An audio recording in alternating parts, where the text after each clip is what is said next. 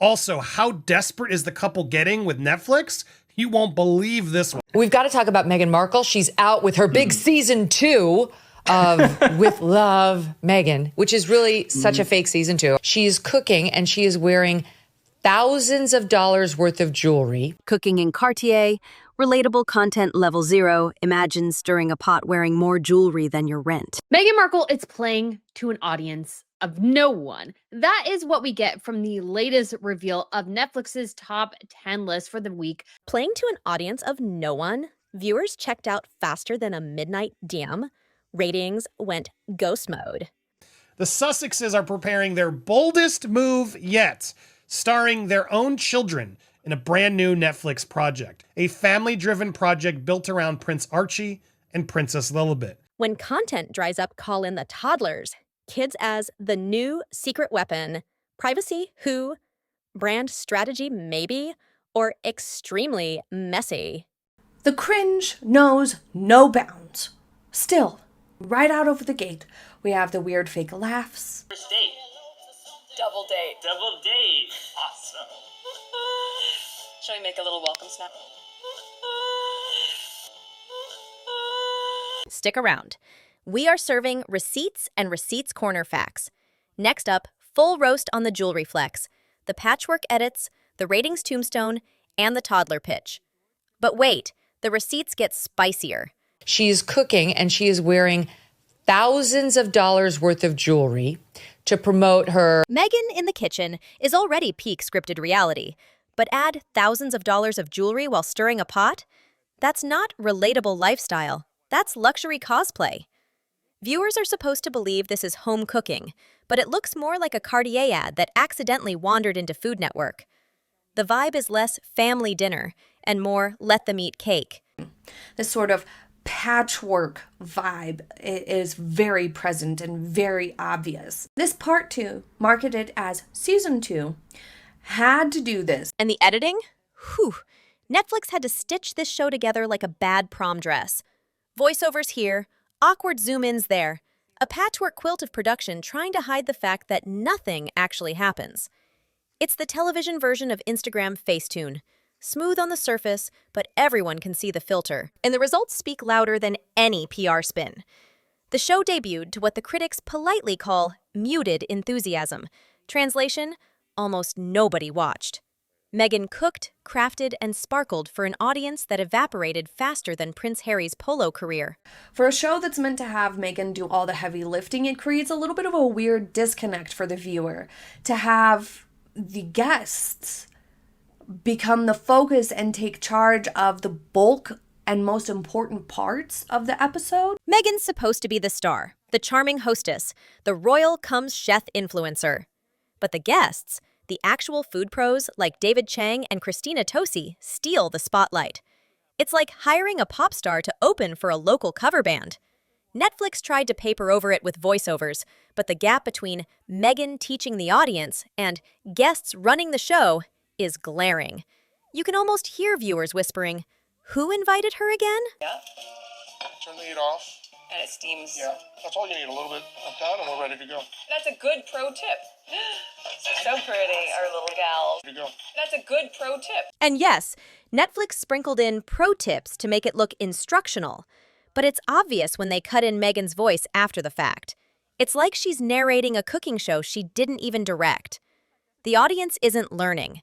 They're just watching a luxury puppet show with a spatula. Because what you would expect if somebody really enjoyed being in the kitchen and doing these types of things, you would expect a relaxed and neutral expression when they're not smiling or talking, not one that reads as a negative emotion. And that sour face saga continues. Meghan's expressions scream, "I'd rather be anywhere else." A neutral look is impossible because every still frame looks like she just smelled burnt croissant or remembered a royal RSVP she forgot. This is the show that was meant to radiate joy, but instead we're getting simmering irritations served on a silver platter. She also did, throughout this series, there's these little cutaways to like a crafty sort of tutorial. She did water marbling, and for those who don't know, it's very similar to tie-dye, but you place the colors in a pan of thickened water and then you lay the fabric on top. Yes. water marbling, because nothing screams relatable lifestyle content like watching a duchess play with expensive paints in a vat of thickened water. Viewers tuning in hoping for recipes got a craft lesson instead, and it's honestly a flex. That's not kitchen chaos, that's hobby-level intimidation. Basically, the royal version of try this at home if you have a yacht and a spare craft barn. The review from Town & Country pointed out that a lot of the guests expected in this round of drab episodes work with Netflix themselves, which I did not pick up on because I'm not a big Netflix gal. Which means that these guests are a little bit more experienced and a little bit more comfortable around the camera, which may help tone down the awkward and create a little bit more of a smooth experience, but it also means that that is how they had to get guests. And let's talk guests. These are Netflix insiders, basically paid to look chill on camera. Meanwhile, Meghan's vibe is still, do I have to smile for another 15 minutes?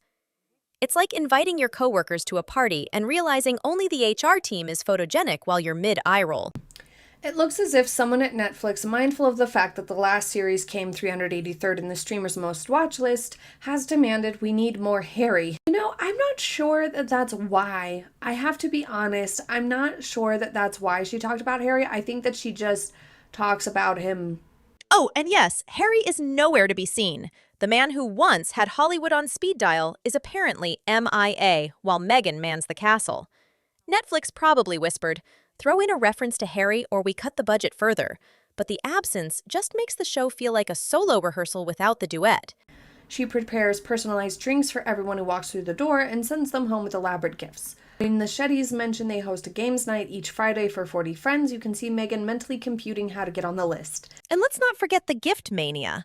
Meghan turning casual visits into Oprah-level handouts. It's thoughtful, sure, but also screams control freak chic. Every sip and glittery candle comes with the side eye of, did they enjoy it or just survive it? Okay, pause the royal chaos for a sec. What have we learned so far? Meghan's doing everything from crafts to cocktails while Netflix insiders play co-star. Harry ghosted, and viewers are left wondering if they accidentally tuned into a lifestyle royal boot camp. The show screams effort, but is anyone actually having fun? All right, let's hit pause and recap this royal mess so far. Meghan's baking, crafting, and trying to look effortlessly charming while clearly fighting her inner cringe army. Netflix tried to patch the awkward with voiceovers, close-ups, and pro tips, but the sour Meg face is still peeking through every shot, and yes, we see it. The "I'm thrilled to be here" vibe is basically optional and half-hearted at best. Guests come in and suddenly it's their show instead of Meg's, and you can't help but notice the awkward disconnect.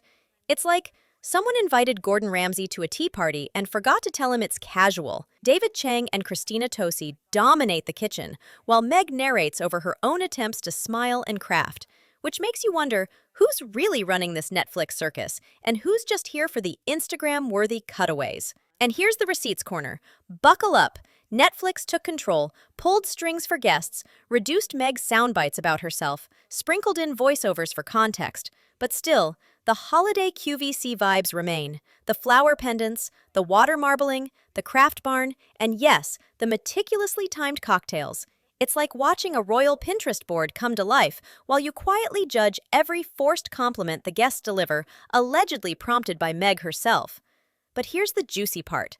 The show tries to sell this as Meg's dream life, yet the audience reads the sour, irritated, slightly cranky Meg face. It's the ultimate contradiction. Dream life or reality check. And if irony had a crown, it would be perched squarely on this Netflix set. So stay tuned, because coming up, we'll dive into the most hilariously unnecessary craft fails, the royal guest etiquette, and the absurdly curated compliments that Meg apparently wrote herself. And maybe the shocking reason why Harry isn't anywhere in sight. What's in there? A mess. A voodoo doll of the Princess of Wales? We will never know. The closing credits play out to the lyrics, "Don't let it be the last time. Please let it be the last time." And there it is, the crown jewel of chaos. Meg panicking over a kitchen drawer, while Netflix tries to make it look glamorous. A voodoo doll of the Princess of Wales. Guys, truly the royal content we didn't know we needed. This is where reality sneaks back in to remind us that no amount of voiceovers or celebrity guests can fully hide the awkwardness. From patchwork voiceovers to guests doing the heavy lifting to water marbling tutorials and competitive flower arranging, this series proves even a duchess can't escape the cringe. But hey, at least the props are gorgeous and the receipts are juicy enough to make our tea taste better than hers. So, would you binge this or block it? Leave your theory about that cranky Meg face in the comments, because honestly, we need answers. Because Netflix tried, but the royal chaos won. If you loved watching Meghan fumble through the kitchen and still somehow make it look fancy, don't forget to hit that subscribe button and join the Gossip Squad. Smash that bell icon so you never miss when we spill tea on your favorite celebrities, from Hollywood to royal drama. And while you're at it, check out these recommended videos on royal Netflix flops and celebrity scandals, because honestly, we've got receipts hotter than a Montecito summer.